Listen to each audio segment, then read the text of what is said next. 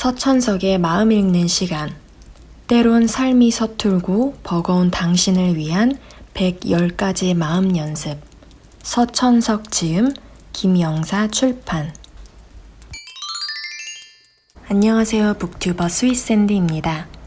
오늘 이야기해드릴 책 내용은 여러 방송과 매체에서 자주 소개되고 굉장히 유명하신 소아청소년 정신과 전문의 서천석 박사님이 쓰신 책 서천석의 마음 읽는 시간에 대한 내용입니다.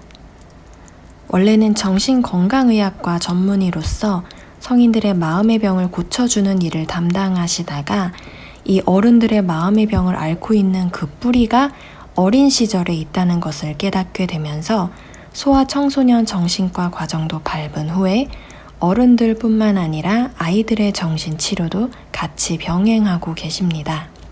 이 책에는 110가지의 짧은 사연들과 서천석 박사님의 조언들이 담겨 있는데요.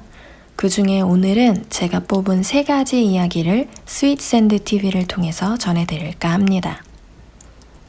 우선 첫 번째로 착한 아이 컴플렉스에 대한 내용을 전해드릴게요. 혹시 이런 생각 해보신 적 있으신가요?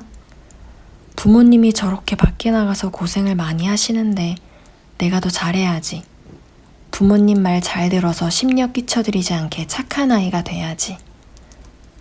그런데 그렇게 살다 보니까 다른 사람들한테도 착한 사람이 되려고 하고 그러다 보니까 가끔씩 무시받는 느낌도 드는 경우가 생기는 겁니다.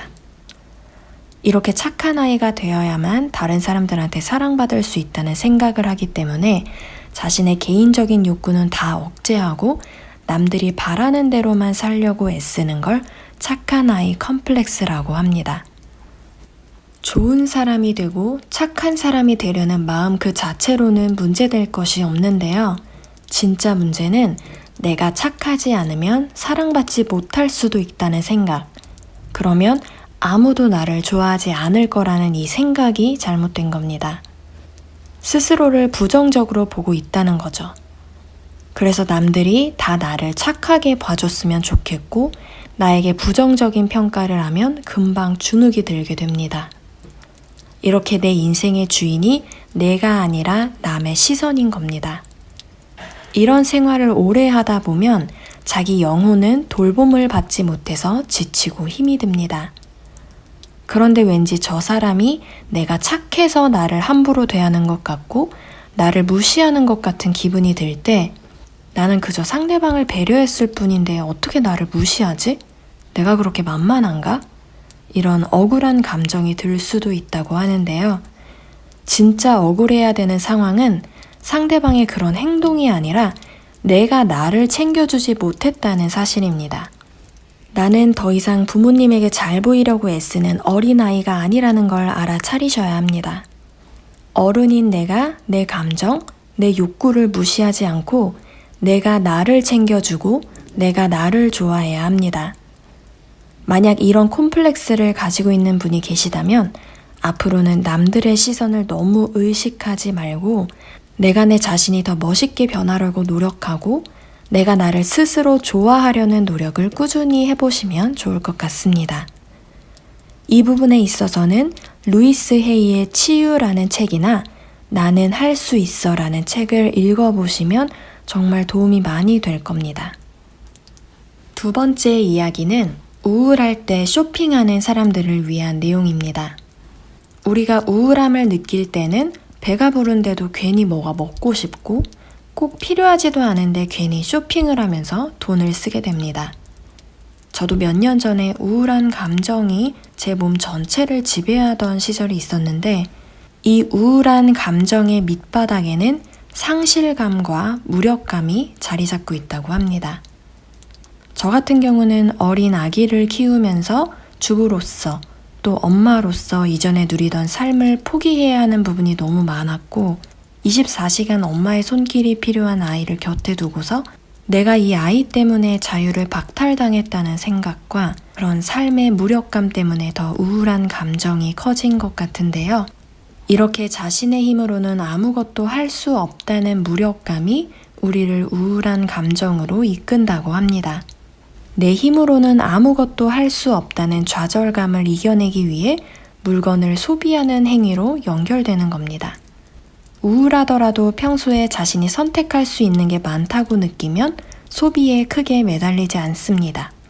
근데 과도하게 쇼핑에 매달리는 사람들은 주로 경제적으로 좀 어려운 상태에 있거나 아니면 반대로 남들이 보기에는 경제적으로 너무 여유로워 보이는데 본인이 주변의 시선을 많이 의식하고 어쩔 수 없는 어떤 상황 때문에 틀에 박혀 있는 삶을 벗어나지 못하는 사람들이 쇼핑에 많이 매달린다고 합니다.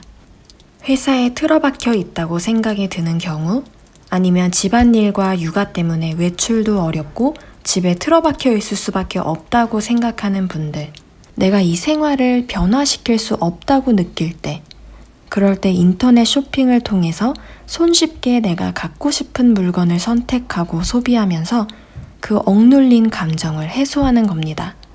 혹시 이런 사람이 주변에 있다면 절대 그 사람에게 너 그러면 안 돼, 너 진짜 큰일 난다?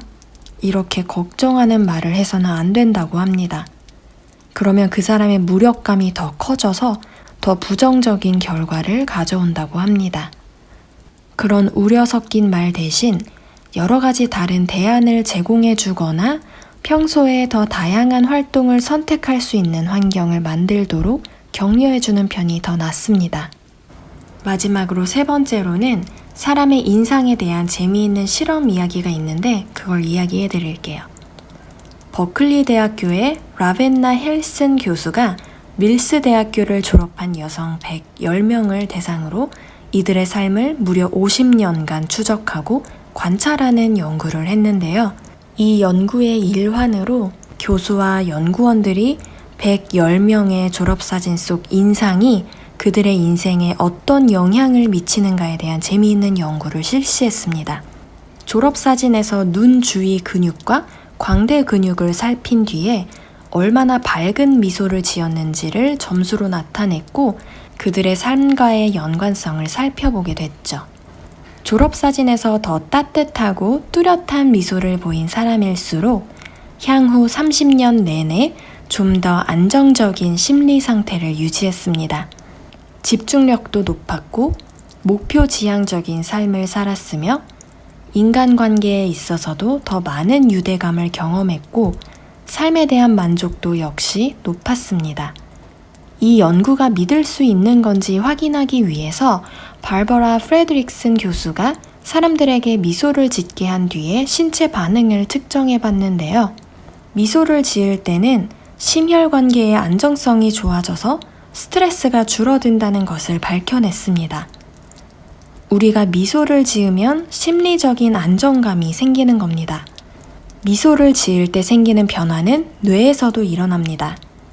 우리의 대뇌에서는 목표 지향적인 행동을 하도록 하는 영역이 활성화가 되고 그러면 우리는 좀 더 집중하기가 쉬워지고 목표에 충실할 수 있습니다. 여기서 말하는 미소는 모두 눈 주위의 근육이 움직이는 소위 말해 눈웃음이라고 하는 그런 미소라고 합니다. 입꼬리만 올라가는 미소로는 긍정적인 변화가 일어나지 않는다고 합니다. 우리가 눈으로 웃는 미소를 띠면 상대방의 뇌의 호르몬에서도 긍정적인 효과를 불러일으킨다고 하는데요.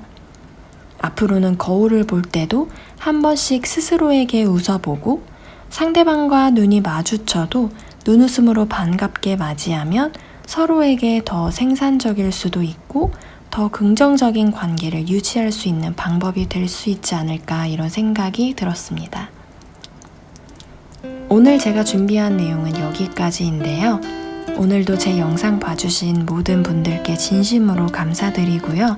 제가 드리는 말씀이 조금이나마 삶을 더 긍정적으로 변화시키는 데 도움이 되셨으면 좋겠습니다.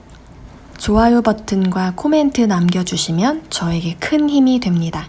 그럼 모두 행복하고 기적이 쏟아지는 하루가 되시길 바랍니다. 감사합니다.